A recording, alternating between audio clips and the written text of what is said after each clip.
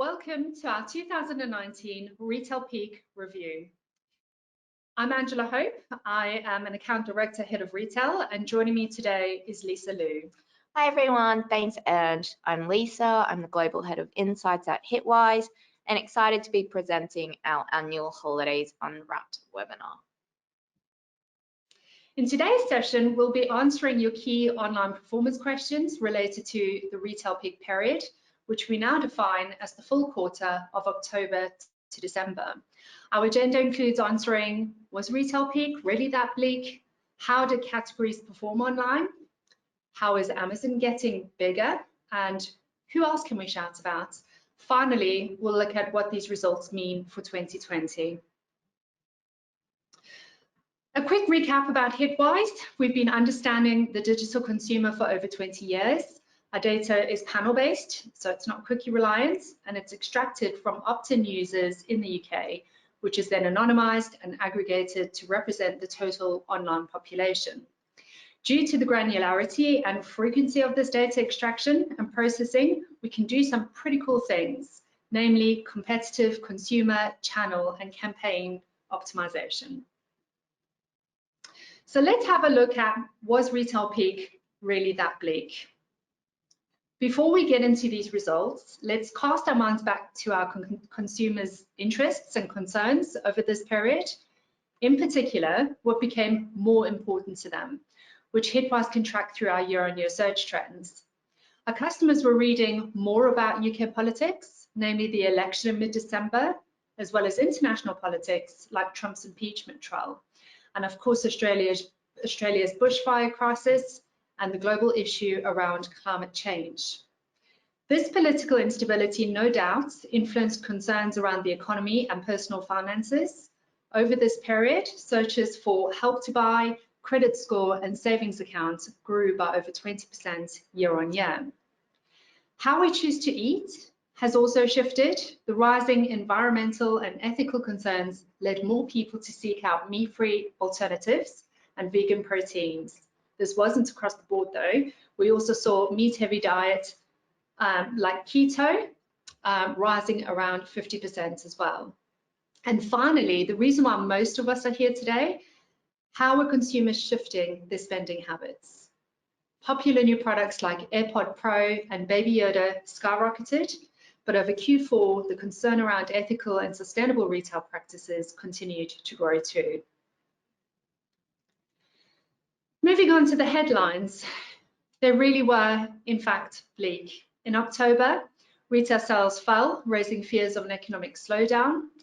In November, they continued to tumble, raising more fears around the health of our economy. And in December, with Black Friday falling in this month versus November in 2018, Christmas sales contracted. The sector suffered its worst yearly performance. These headlines were in line with official retail figures. Footfall, as reported by Ipsos, was down each month year on year. Like-for-like sales, reported by BRC, was flat in October. And November-December results on their own showed a wildly different set of results due to the differing timing of Black Friday. Combining both months, overall sales were still down, minus 1.1%, and online sales still rose, but plus 2.6%, but at a slower rate compared to what we saw last year, which was at around 5% growth. But that's enough of the overall bleak picture. There were still many brands and retailers across categories that reported fantastic results. Online, the likes of Ocado, Lenovo, and Lego reported incredible growth in direct site visits and online sales. Looking at offline, despite the retail apocalypse concerns, a number of bricks and mortars actually expanded. Greggs announced they'll be awarding 7 million extra in staff bonuses after an exceptional year, and Primark opened 40 more stores, including the record-holding biggest in the world in Birmingham. Fortnum & Mason's as well strengthened their focus on the in-store experience, and this led to 13% offline growth. By combining the offerings online and offline, the likes of Next, Aldi, and the Fragrance Shop also reported better than expected results. Great, so let's zoom a little bit deeper into those online retail results. We've tracked this on a weekly basis and we've seen online engagement, so the average number of retail visits per person, grow in 2019 compared to 2018. So when they were online, they were more likely to return and browse to retail sites, peaking over that Black Friday week. Another positive to take over this period is that conversion rates were consistently higher too. So this was a trend that we've also been tracking and seeing a continued rise over the last couple of years. We've aggregated the top 35 retail sites here, and week on week, the visit to online purchase ratio was clearly higher, rising from Black Friday week, which is the 30th of November, and spiking in the week, 2 weeks before Christmas, so mid-December. So as Ange had mentioned, we don't want to sort of dwell too much on gloomy headlines. There is a lot of positives to take. Online activity, engagement, and conversion rates were up, but so too was the expectation for discounts and sales. And again, we can track this change through search. So another trend we've been looking fairly closely over the past couple of years is the retailer creep. So retailers and brands are starting their key promotions well before Black Friday, and many are also extending these out right through to Christmas. So there's no wonder that consumers are waiting and expecting for higher discounts. So in general, searches for discounts were up by 10% over this period, and searches for Black Friday were also up by 21% year on year.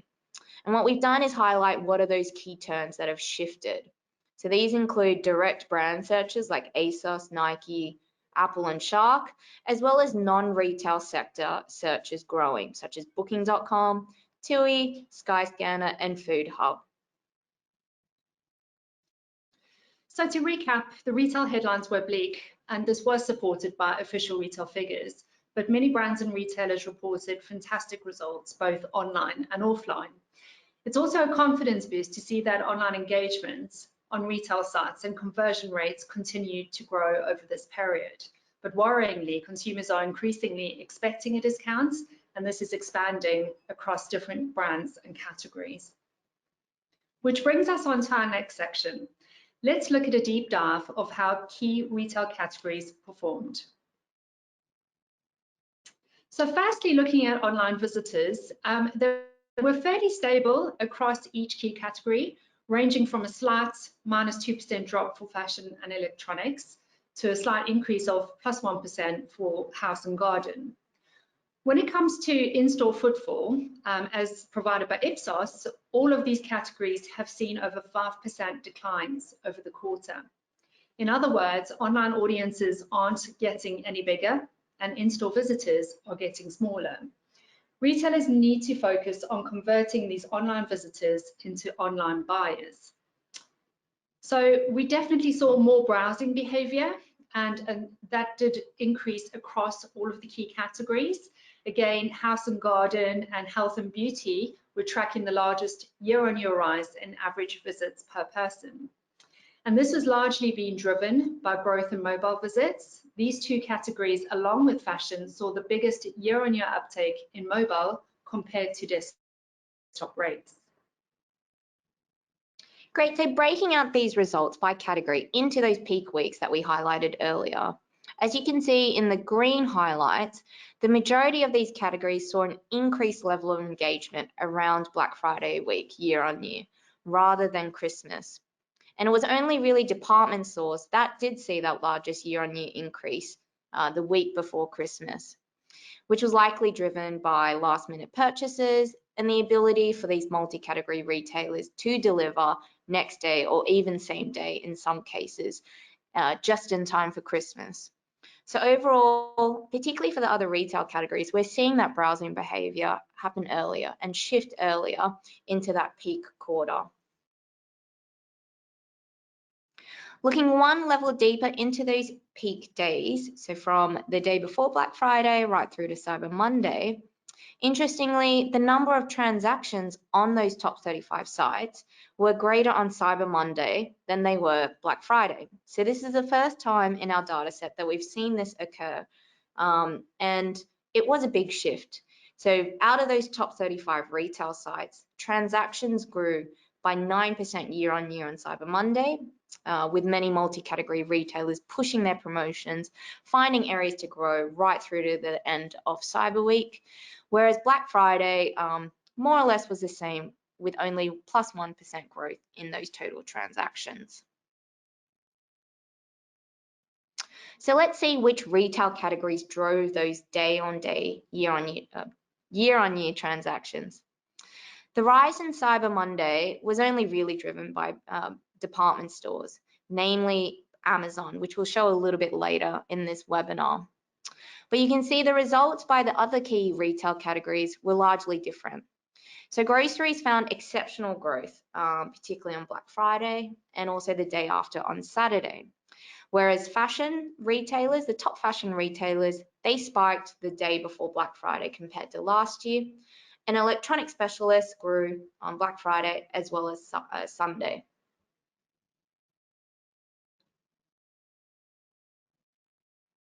Taking a step back and looking at the whole period, the highest point of conversion rates again varied by these core categories.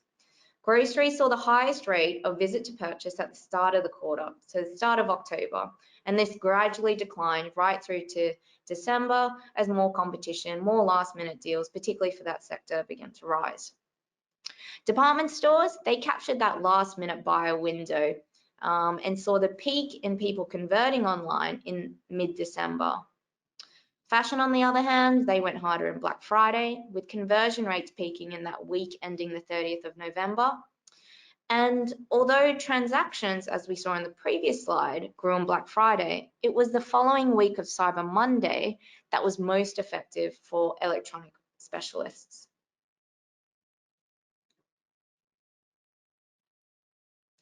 And finally, each category needs to be aware of the growing threat or growing opportunity of experience gifting. Again, this is another area that we've been closely watching and tracking over the past few years, and 2019 was no exception to this. So visits to those top 10 experience gifting sites rose by 28% from the week of Black Friday through to the end of the year. And the overlap of this audience, so people who are visiting those experience gifting sites, again has risen against those core retail categories. In particular, the largest overlap growth was for health and beauty. So on one hand, this could be perceived as a threat.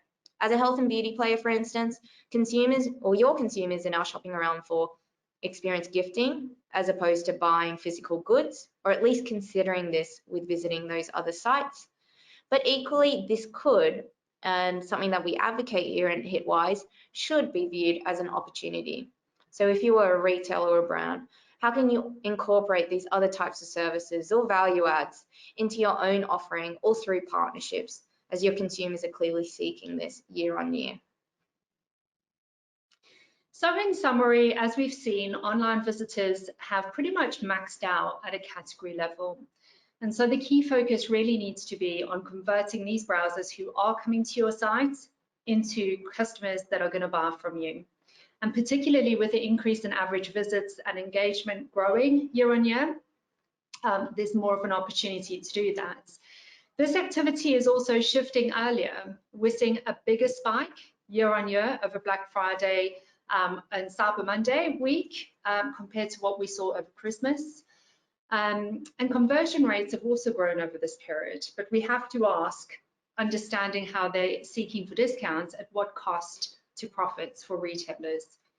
And as Lisa had showed, each category is facing a growing overlap with experienced gifting players. It's important to make this an opportunity for your business and not a threat, as we believe is possible. So let's have a look at how Amazon is getting bigger. A huge driver to the Cyber Monday spike was Amazon. So let's see how they're getting bigger. So we can see on this slide, once again, Amazon is dominating. They have a visitor reach of over 80% in Q4. The visit share was also similar to last year at about 26%. So in other words, the amount of people visiting Amazon site is not changing much. It's not growing or decreasing significantly at all. But if you look at their performance, it's still very much overarching compared to the other top retailers. So the top 10 sites that we see on this slide still received just over 40% of all retail visits, which is very similar to what we saw last year. However, the makeup of the top 10 has shifted year on year. Debenhams and Screwfix have fallen out of the top 10, and we see them replaced by Tesco and Boots. Cool, so what we've done here is break out on a weekly basis over the peak quarter, how many Amazon visitors, buyers, and exclusive buyers there were. So just a quick definition note, how we've defined exclusive buyers are people who've only purchased on Amazon and not on the next top 15 retail sites. So naturally, as you can see in these three lines or three segments, the highest point for these three groups was Black Friday week. But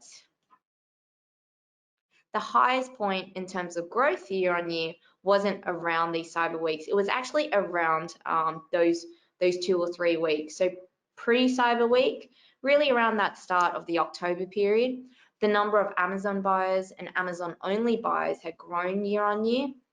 And for us, this was really driven by their own early promotion strategy. So they went quite heavy, pushing their Echo Dot, Prime Video, and music offerings, really seeing a surge in buyers and Amazon-only buyers before other retailers got involved. And another period that we did also see growth year on year in that exclusive buyer segment was that week before Christmas. So over that period, a 2% growth year on year.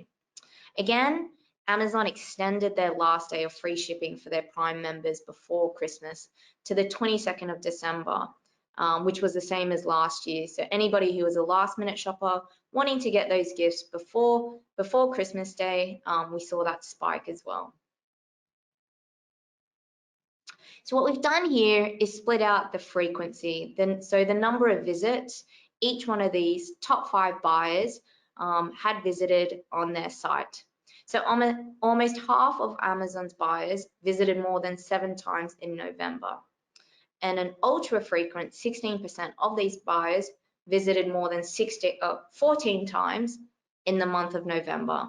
So that equates to around about 2 or 3 times over that whole period per week.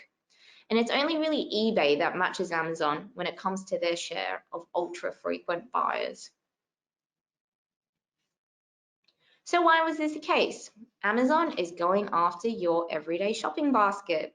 And we can track this through a number of everyday household brands and products growing significantly year on year. So what we've done is just feature some of those categories here. This ranged from protein, like bulk powders, seeing double the amount of purchases in November year on year. Household brands like Dettol and Dove also more than doubling their number of purchases in November. When it comes to food, whiskies, as well as herbs, spices, fruit and veg, more than doubled over that same period year on year. And another category we wanted to highlight was auto care. So Amazon, they're not selling cars just yet, but any product around your car, like accessories or auto care supplies, have consistently grown throughout 2019. So they're going after your everyday purchase. Amazon is also going after Google's search budget. So this is another area that we've tracked and watched fairly closely over the past few years. So over that retail peak period, over 800 million internal searches were made within Amazon over that whole period. And this figure has finally exceeded the number of clicks that Amazon receives from Google, which is still fairly high at 670 million. And what you can see in the rest of the chart is no other top retailer or marketplace is in that position of internal searches exceeding the number or the reliance of Google clicks.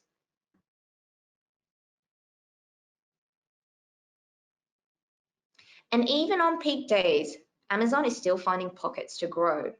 So we've sliced up the 2 peak days of Black Friday and Cyber Monday on an hourly basis, showing when those traffic spikes occur throughout the day, as well as how did that look on a year-to-year basis. So comparing these 2 days, Amazon drew more attention in the early hours on Black Friday, particularly in that 12 to 3 a.m. period, as well as seeing a higher surge in traffic 6 to 9 a.m. That strategy and those peaks differed on Cyber Monday. So Amazon had a greater 8 p.m. peak on Cyber Monday, and they also drew a high share of traffic compared to the previous year, 4 p.m. onwards. So that's all great. Amazon's getting larger on those peak days, but how did they do so? So let's look a little bit deeper into those different channels that drove these peaks at that specific hour. And what we can really see is that it's not just driven by search. It's a multi-channel strategy that they've employed again this year and doing so successfully. So on Black Friday, that spike in those early hours, 12 to 3 a.m., so capturing those people who are waiting up online looking for the best electronic deals, that came from 2 key channels, so email and social. Going through the day, so in that early morning that we did see that 6 to 9 a.m. spike, that again was driven by affiliates, so players like Hot UK Deals and Quidco, driving a higher share of clicks to Amazon's site than what they saw on Cyber Monday. Looking at the right-hand side, the channels that Amazon consumers and also on Amazon, what they were using largely differed. So in those peak hours, for instance, from 6 to 9 p.m., social was really a dominant player, and that spiked at 8 p.m., which was more or less similar compared to the top 49 retail players. But in those evening hours, which really differentiated from Black Friday's hourly spike, we saw email and rewards driving more share of clicks in those hours.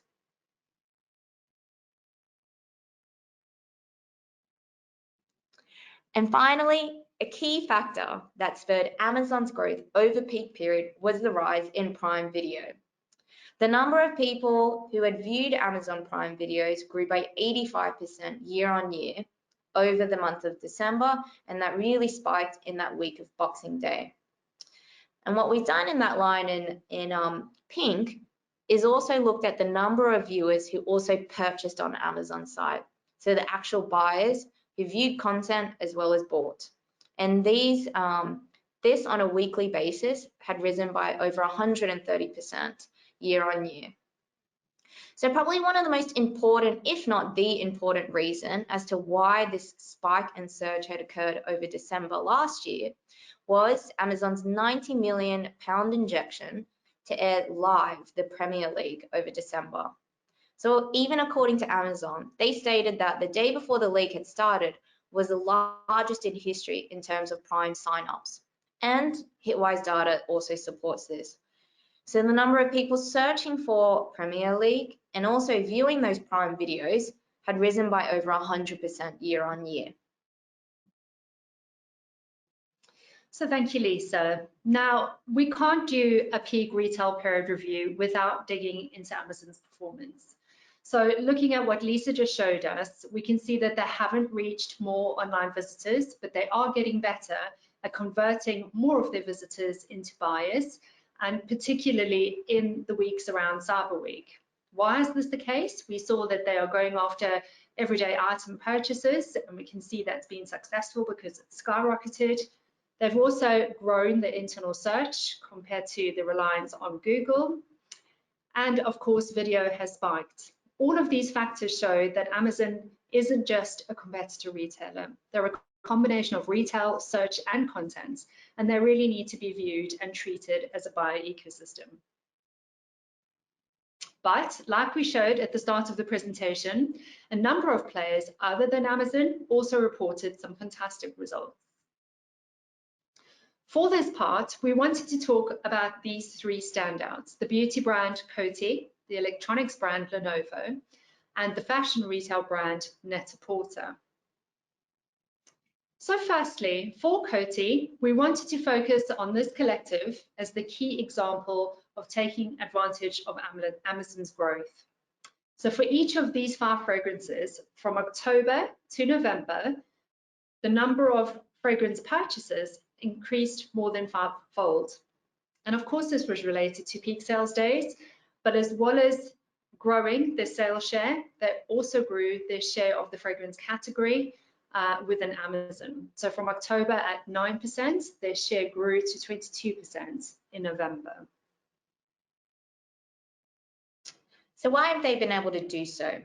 So we've looked a little bit deeper into the products that were trending within Amazon, as well as other retailers that Coty partners with, and saw pretty amazing and pretty different results.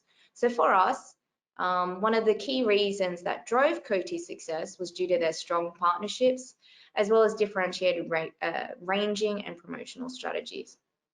So what we've done here is highlight what those top viewed products were on Amazon and compared that to the top viewed products on John Lewis for that top purchase brand, Calvin Klein. So on Amazon, those top products in the month of November were heavily discounted at over 60%, but they were your hero products, those classics like CK1, Obsession, and Eternity. On the right-hand side, the top viewed products on John Lewis largely differed and no discounts were on offer, such as Deep Euphoria.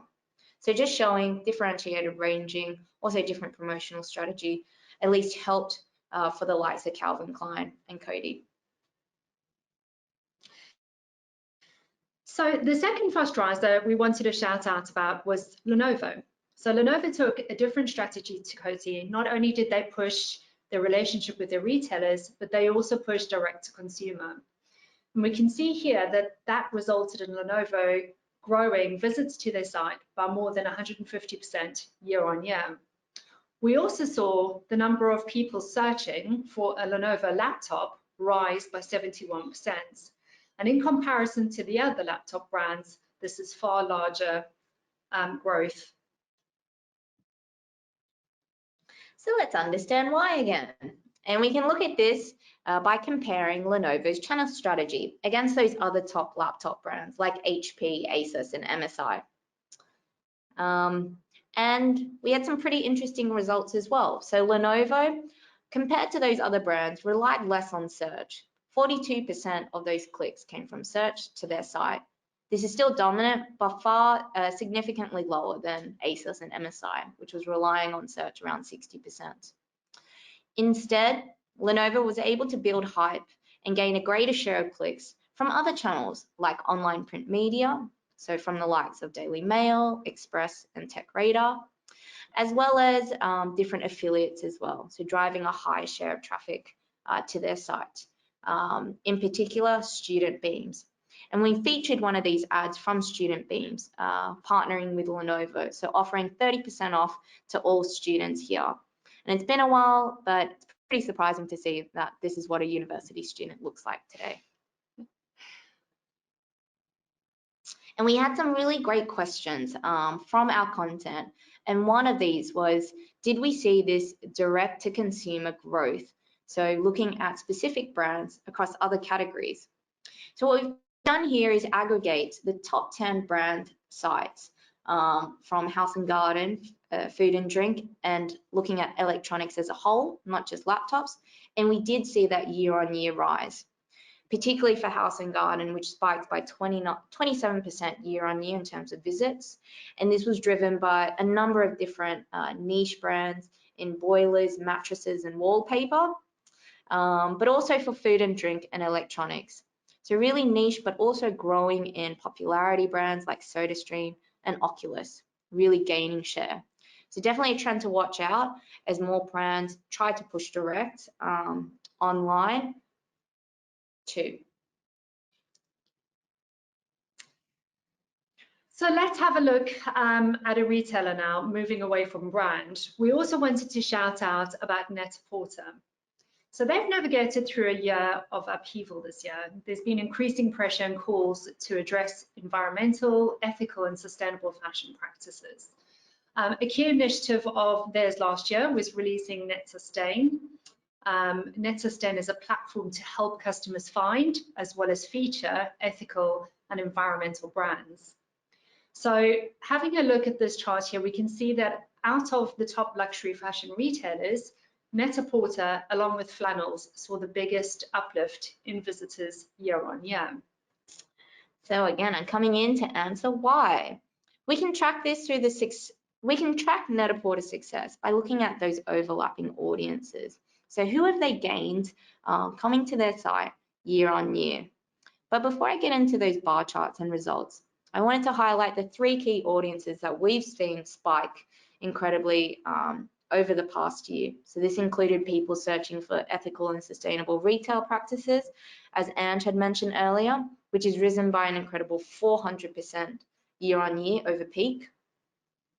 Veganism, something that we've also covered quite extensively in the past few years, continues to rise with the number of people searching for these terms growing by around 20%.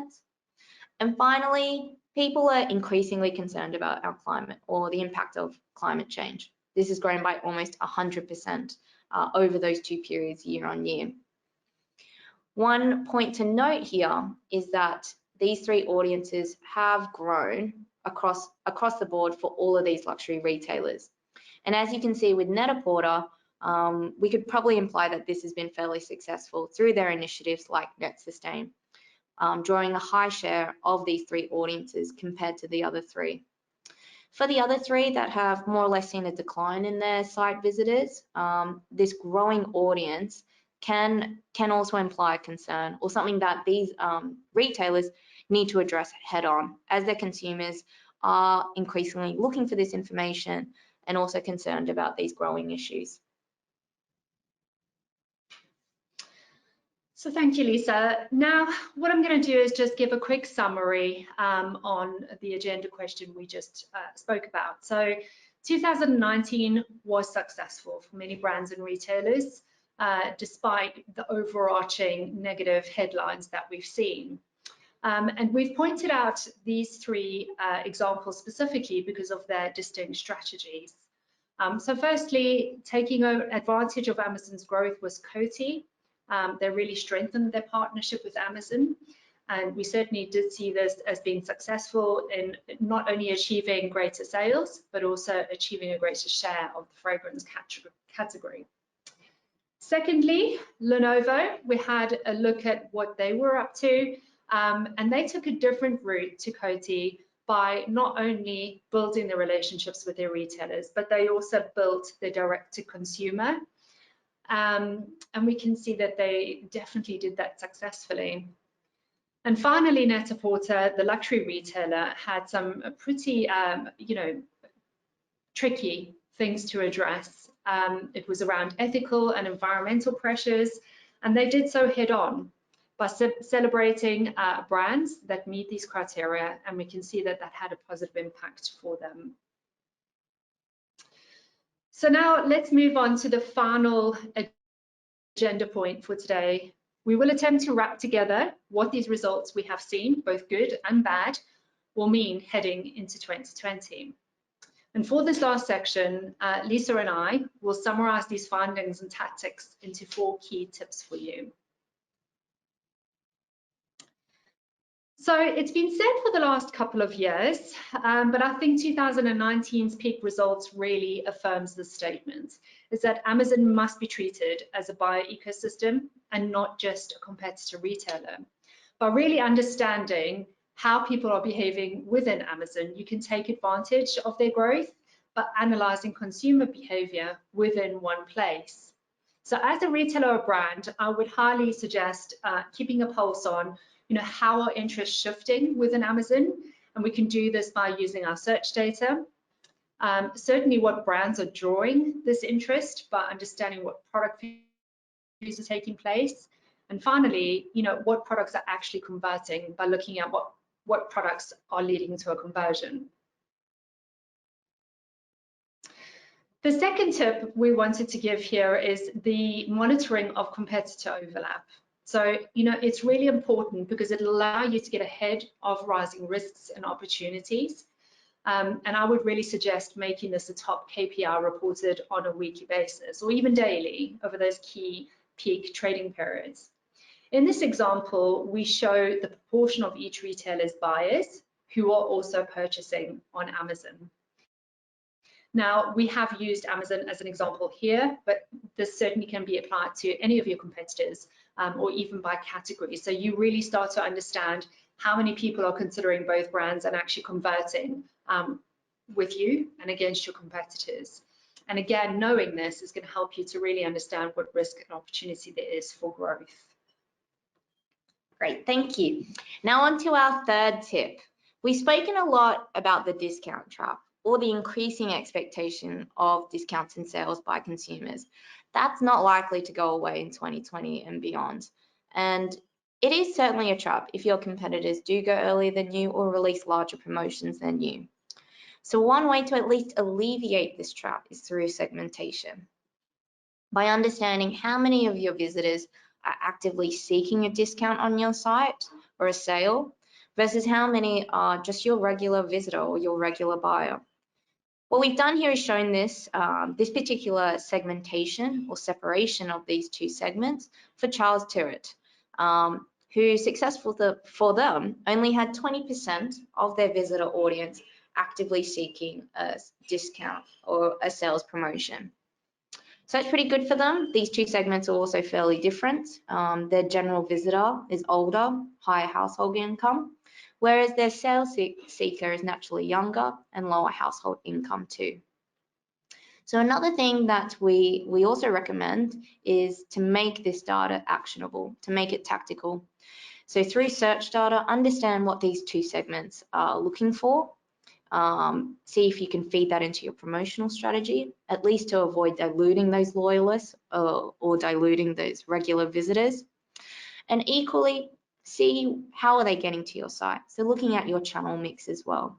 So identifying affiliates and media sites that, for instance, your regular visitor uses compared to your sales seeker to really try and alleviate or differentiate that discount seeker from your regular visitor or buyer.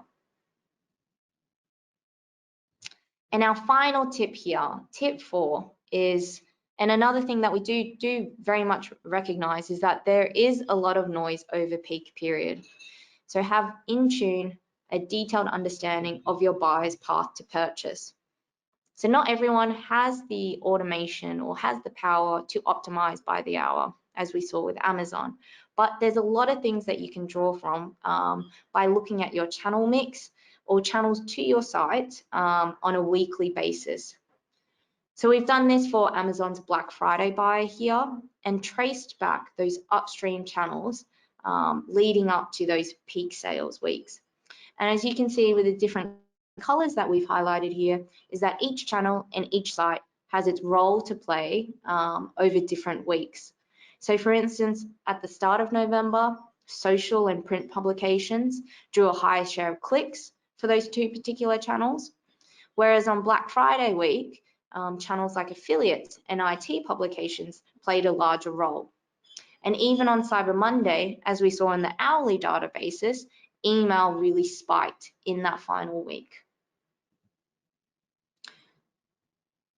Great, so that concludes all of our insights and tactics. We just have one final slide to try and wrap that all together and recap what were the trends and tips that we recommend here.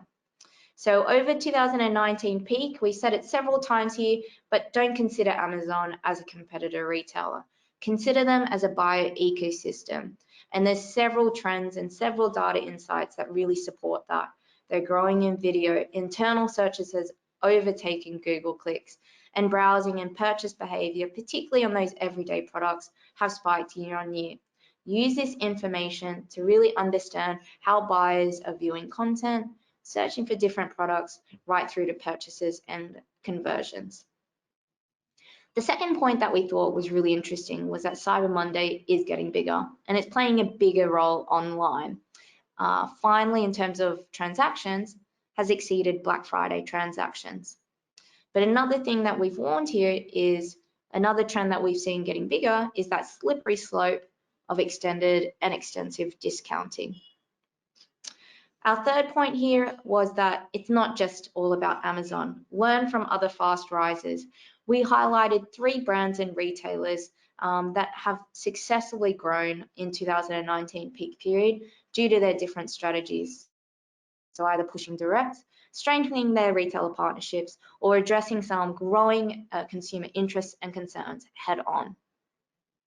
And finally, for tips to bring forth into 2020, monitor your competitor and audience overlap. This is such a key metric to really get ahead of where are your customers or current customers looking elsewhere or browsing elsewhere, so your shared risks, and also your shared opportunities as well.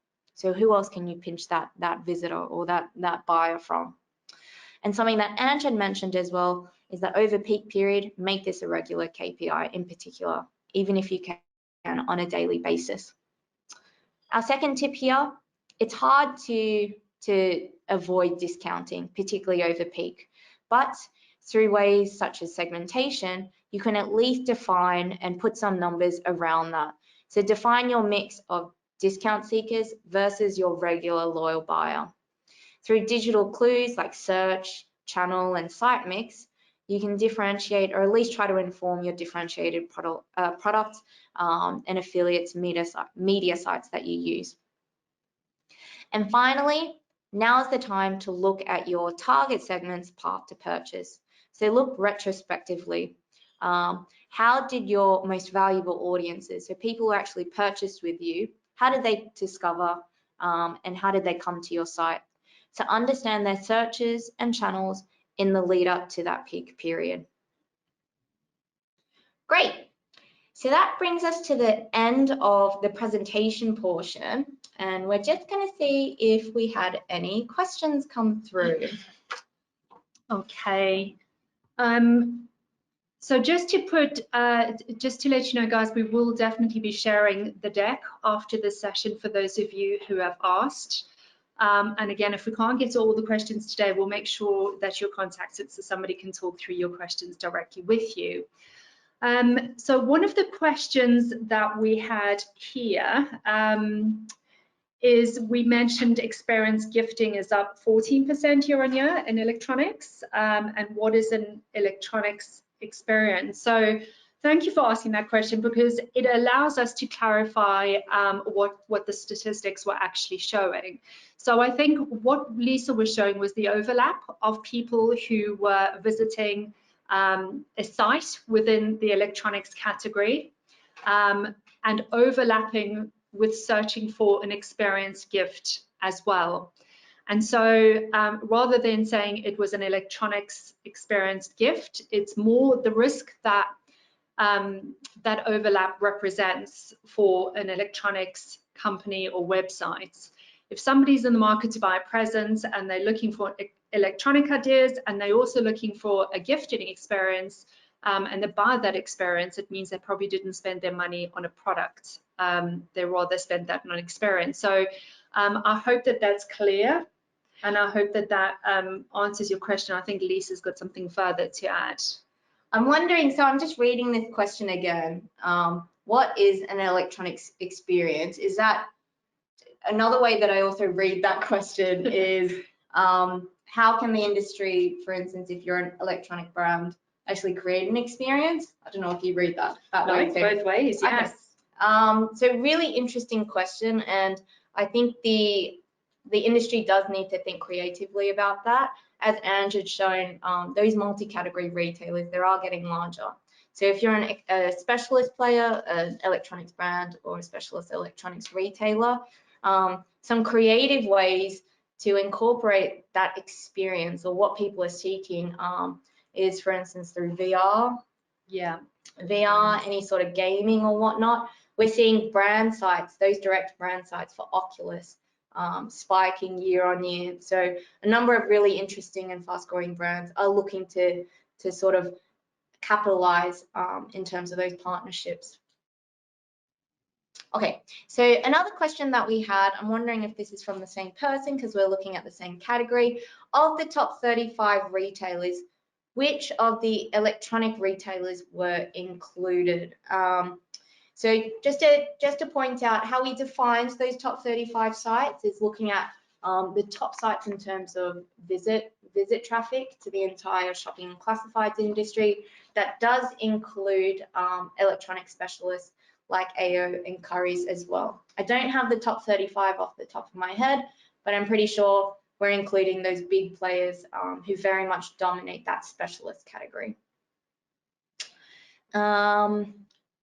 Okay, another good question. Sales were slowing down versus last year, yet not all metrics point to growth of visitors. What is the issue? Sales were slowing down versus last year, not pointing to visit growth. Oh, if I understand that question correctly, it's a really good point to make, and it was also raised as well last week when we showcased some of these results. So there could be an apparent contradiction when you combine all of the different starting slides. So from other retail associations that we partner with, like the BRC, they've reported more or less flat online sales. It's only up by 2.6% in the months of November and December. But we are seeing a lot of positives. So there's an increase in activity, engagements and average number of visits, an increase in conversion rates. So that could be contradictory, but it's not really if you dig one level deeper. So the reason why we put the slide around discounting straight after that conversion rate slide is because a number of brands and retailers are reporting a smaller average order value. So the fact that people are visiting more often, converting more often, but at a smaller at smaller revenues or at smaller profits is something to definitely keep a lookout for. So I think that answers the question of what that apparent contradiction or issue could be. So looking at another question that's come through, somebody's asked if we've seen how online visits are translating into store visits.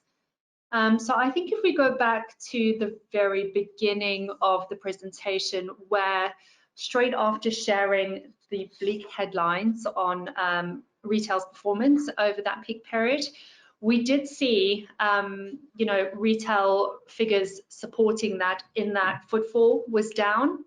So certainly Ipsos has shown for each of those months across that final quarter, there was a decrease in footfall. And for online, we saw that increase by 2.6%. So yeah, I think online translating directly into footfall is quite a difficult metric to track. I think, but what we can see is that, that digital is still growing, but not as fast, and footfall generally is down.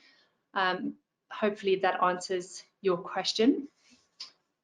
Yeah, and I would echo that too. It's quite hard to sort of combine the two together, say that the decline in offline, so the decline in retail footfall means people are just going online. Mm-hmm. We can definitely see that on a macro level that's happening, but to say one equals the other is difficult. Yeah, but it's a trend that everyone's been publishing. It's definitely something that is happening. Yeah. Okay, another question. Would you say that eco-friendly CSR-esque content is going to be a big one in 2020?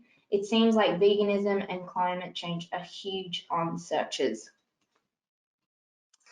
So I do think that's a continuing trend that we've seen really ramp up so far, certainly in 2019, and I see that getting even bigger.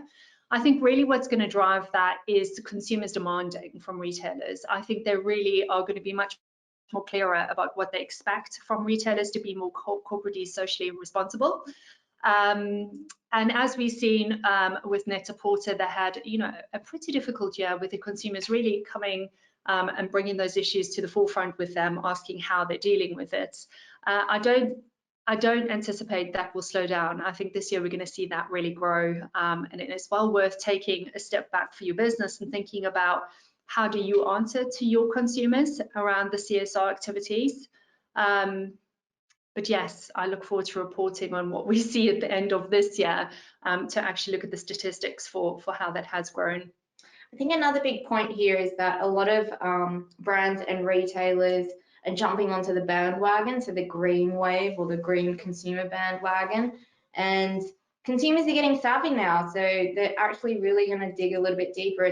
It's not enough to just sort of have a few articles or a few partnerships that are hopping onto that green wave, but actually consumers are demanding a wider change or a review of what it means to have sustainable retail practices. Sorry, I didn't mean to go on so much of a rant, but it's something that a lot of our retail clients are speaking about. It's definitely top of mind, difficult to enact, but consumers increasingly are asking and requiring that change. Okay, another question. Can you detail the physical, digital aspects for Fragrance Shop? What drove their performance? One point to note was that we didn't make up that word. I can't even pronounce that word. It was a word that Fragrance Shop reported on their own performance. So Fragrance Shop, originally they're an online retailer. What they've done over the past year is really experiment and push with direct pop-ups and also offline pop-ups and offline partnerships there too. And it's kind of answering what the consumer experience is today. So people still need to touch, feel, look at products, and Fragrance Shop has reported themselves of sort of answering that whole and being able to satisfy that whole consumer experience. So through that experimentation and pushing that physical aspect, not just the online retail aspect too. Okay, so many questions. This is really great. What gift experience provider stood out in the overlap with other categories? Oh, really good question. So in that slide, we aggregated the top 10 experience gifting sites, which looked at things, everything from buy a gift, virgin experience, through to more red letter days, red balloon and whatnot. I don't have the numbers off the top of my head, but I would say that one thing to note is as a whole, the category is growing. So everyone more or less in that category is seeing that macro uplift.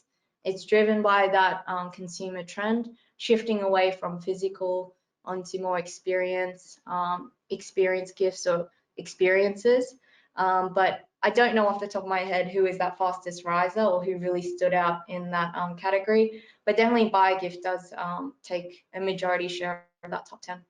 And that's certainly something that we can have a look at. So, you know, certainly after the session, we'll make sure that we get in touch with you and we can dig into the data further for you to give you some definite answers there.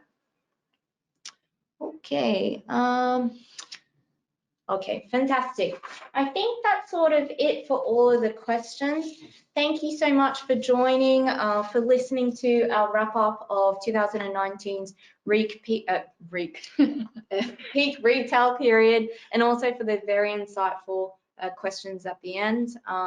As Ange had mentioned at the start, we'll be sending out a recording and also the slides afterwards too. And if we weren't able to get to any of your questions, or if there's anything further that we'll dig into in the questions, Hitwise will be in contact with you as well.